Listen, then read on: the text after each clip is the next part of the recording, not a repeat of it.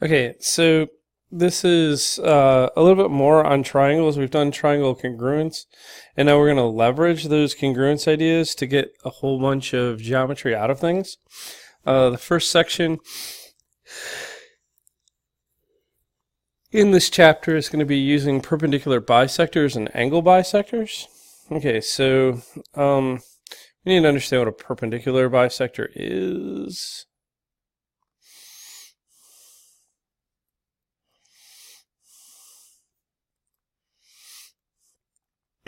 Okay, so a perpendicular bisector is like I have a segment, and then I am going to draw another segment ray or line so that one, it bisects that segment, crosses through its midpoint, and is perpendicular. So this is a perpendicular bisector. Okay, so we're going to get a couple theorems about these guys. Okay, so the first theorem tells us that if a point lies on the perpendicular bisector, so if I draw a perpendicular bisector and I put a point on there somewhere, and then I measure the distance to the endpoints of the segment, this distance here, d1, and this distance here, d2, are going to be equal. So that's true for any single point on the bisector. The two distances to the endpoints are going to be equal. So we should prove this. Okay, so what I need here is I need a segment. There it is. And I need a perpendicular bisector. So there's that. And we'll call this, and I need to measure the distance, right, from some point on there to there. So let's call this point A, and we'll call the segment BC. We'll call that point of intersection X. And what are we going to be given? We're going to be given, so let's call this thing line L. L is the perpendicular bisector of BC, and A is on L, and we want to prove that AB is equal to AC. Okay, so we need statements and we need reasons. Okay, so a good starting point here would be to say that L is the perpendicular bisector of BC and and A is on L. Okay, so that's given. That's like everything in the givens. Yay. All right. So if that's the case, then I know that BX has to be congruent to XC. Yeah, this has to be true. BX has to be congruent to that, because that's the definition of a perpendicular bisector, right? Because it must go through the midpoint. Okay, great. I also know that the measure of AXB has to equal the measure of angle AXC, because they both equal 90. This is also by the definition of a perpendicular bisector.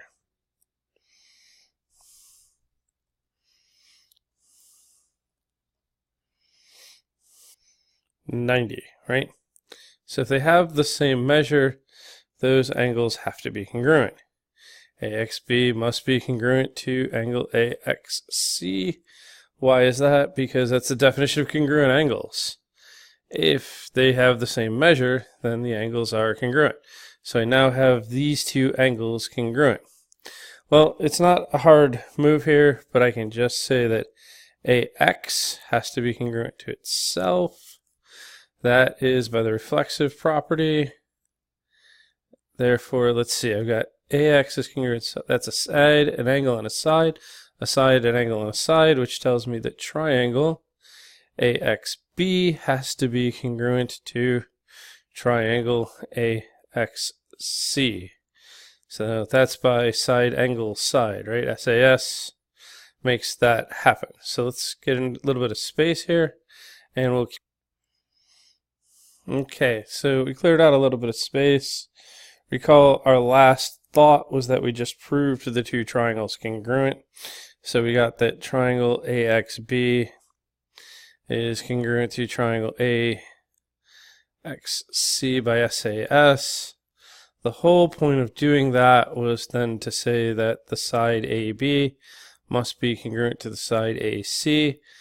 Well, that's CPCTC, because if the triangle CPCTC,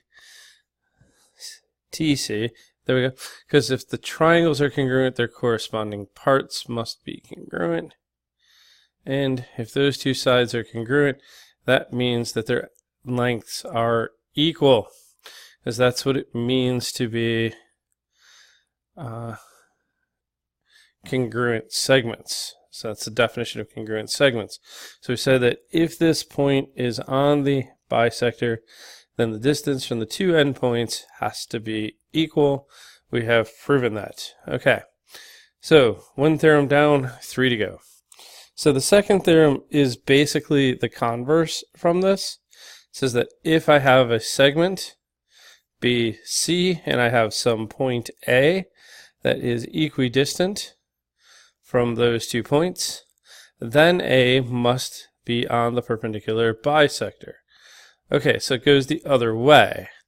If A is equidistant, then it has to be on the perpendicular bisector. So we've got to prove this. All right, so let's look at that proof. Okay, so to prove this, I need a segment. We'll call it BC. I need a point A, so that A is equidistant from these 2 points, right? So we want to be given that AB is equal to AC, right? So what do we want to prove? Well, we want to prove that A is on perpendicular bisector of BC. Okay, so let's do statements and reasons here and see if we can prove this. I want to construct a point X, which is going to be the midpoint of BC. So this is by the ruler postulate, right? Because I can find that point using measurement. So there we go.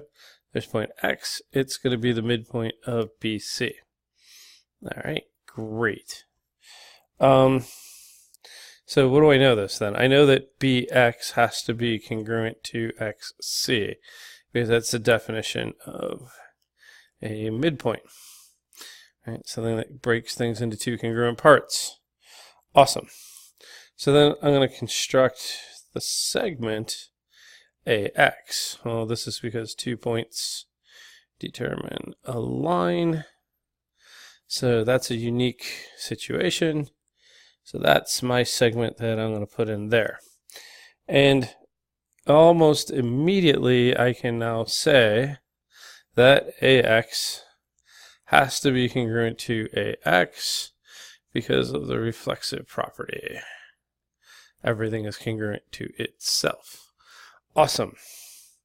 So right there, I've got it. Because AB has to be equal to AC, right? Which is another way of saying that AB is congruent to AC, right? So then that's in my givens. So if I've got that, I've got 1, 2, 3 sides, 1, 2, 3 sides. These triangles, triangle AXB has to be congruent to triangle AXC, and that's by SSS. Woohoo! Okay, so let's get some more space, and we're going to keep going until I can show that this is the perpendicular bisector. Okay, so moments ago we said that triangle AXB had to be congruent to triangle AXC by SSS. Okay, so usually once we get the triangles congruent, we're going to leverage CPCTC.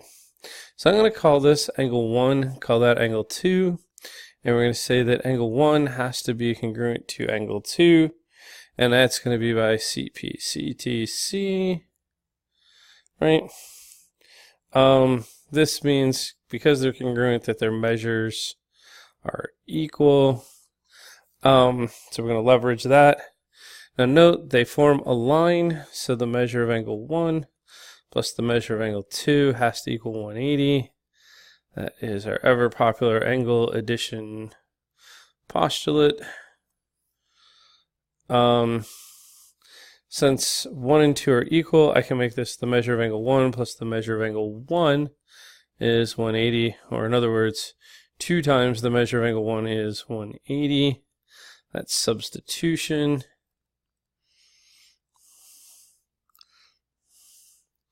Well, if 2 times the measure of angle 1 is 180, then the measure of angle 1 has to be 90. That's the division property, right? Okay, so now we know that angle 1 is a right angle. Aha! Well, this means that AX has to be perpendicular to BC. That's the definition of perpendicular lines.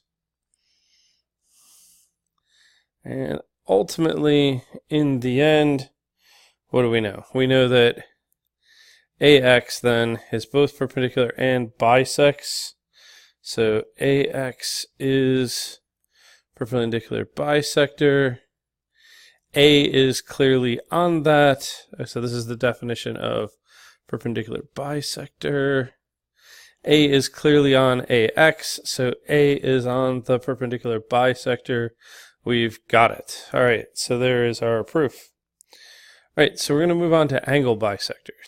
Okay, so an angle bisector is not something new. We have seen them before. We're going to have a couple theorems here. We're going to say that if I have an angle and I have a bisector, and a point lies on that bisector, and I measure the perpendicular distance to the two sides of the angle, that one and that one, they're going to be equal. So if a point is on the angle bisector, its perpendicular distance is equal to the two sides of the angle. So that's our theorem. Let's see if we can prove that. Okay, so let's do this. Let's get an angle. There is the bisector. Right, so let's call this point A. We're going to call this point P here. All right, we'll call this one out here point Z. Call this point B. Oh, sorry, not B. We're calling that one C. We'll call this one B. Angle ABC, that makes sense. We'll call this point up here X, and we'll call that one Y. And we get perpendiculars there, right? So we got a whole bunch of givens here. This is like a pretty tight situation. We have that ray BZ bisects angle ABC. We have that P is on ray BZ, right? We have that PX is perpendicular to ray BA, and we have that PY is perpendicular to ray BC. We want to prove that PX has to be the same length as PY. Alright, so let's build our little table here. Statements and reasons. Alright, here we go. Alright, so we know that BZ bisects angle ABC, and P is on BZ. How do we know that? Because it's given. Okay, great. Okay, second one here. If it bisects, then these two angles have to be the same. So angle ABP, right, has to be congruent to angle YBP. Okay, because that's the definition of an angle bisector. Something that cuts things into two equal parts, right? I said ABP. That's not correct. It's XBP. I could use A. Let's use X. XBP is congruent to YBP. Okay, great. Now, we also know that PX is perpendicular to BA, and we know that PY is perpendicular to BC because that's also given. Great. Okay. So if they're perpendicular, that means that the measure of angle P, let's say BXP, has to be equal to the measure of angle BYP, and they all have to equal 90, as that's the definition of perpendicular lines, right?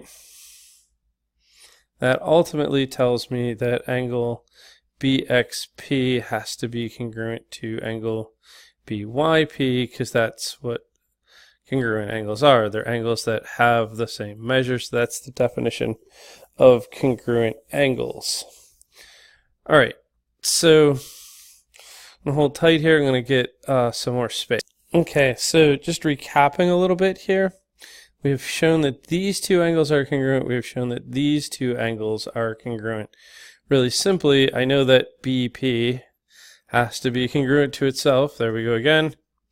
BP has to be congruent to BP because of the reflexive property.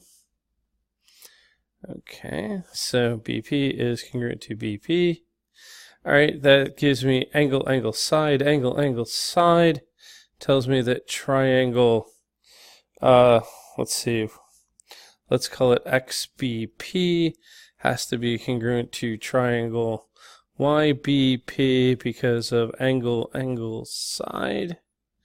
And why do we find triangles congruent? To prove that their parts are congruent. The relevant parts here are going to be that PX is congruent to PY, or in other words, PX is equal to PY, and that's by CP, CTC. And ultimately, going from here to here is the definition of congruent segments, but we've got proof. Okay, so if I have the bisector of an angle, pick a point on there, it has to be equidistant from the two sides. All right, 3 down, 1 to go. This is just basically the converse of what we had before. If I have an angle and I have a point that's equidistant from the two sides, then it must be true that that point will be on the angle bisector. So if the point is the same distance from the sides, then it has to be on the angle bisector. That's our theorem. We got to prove that, and then we're done. All right, so let's build a proof for this last theorem here. So we have an angle. Let's call it A, B, C. We have some point. We'll call it P. P is the same distance from both sides. So let's see what we got here. We're going to be given that PX is perpendicular to BA. We're going to be given that PY is perpendicular to BC. And we're going to be given that XP is equal to YP. Right? What do we want to prove? What do we want to show here? We want to prove that this ray BP, right? Let's make that kind of like more obvious that that's not part of the original drawing. Ray BP, right? So we want to prove that ray BP is the angle bisector of angle ABC, right? I want to show that BP bisects ABC. So let's use statements and reasons, and we'll move forward. So we'll start with some of our givens. PX perpendicular to BA, PY perpendicular to BC. I know this because it is given. Okay. So if they're perpendicular, the measure of the given angles, so the measure of angle PXB has to equal the measure of angle PYB. YB because they both have to equal 90. That's the definition of perpendicular lines. They're going to form 90-degree angles. Okay, so that means that angle PXB is congruent to angle... Oh, wait a minute, that's not what I want. Take that back, because this is going to go a different route. This means that the triangle PXB and triangle PYB are right triangles. That's by definition of a right triangle, right? It's a triangle that has one right angle. Okay, this is kind of crucial here, because what we're leaning into here is actually going to be HL. So it's crucial that we actually show that these are in fact not just ordinary triangles, but they're specifically right triangles. Okay, so the next piece that we can pull here is that we know that PX or XP is equal to YP, or in other words, the segment XP is congruent to YP, because that was given to us, right? So I've got the leg, all right, in my HL situation.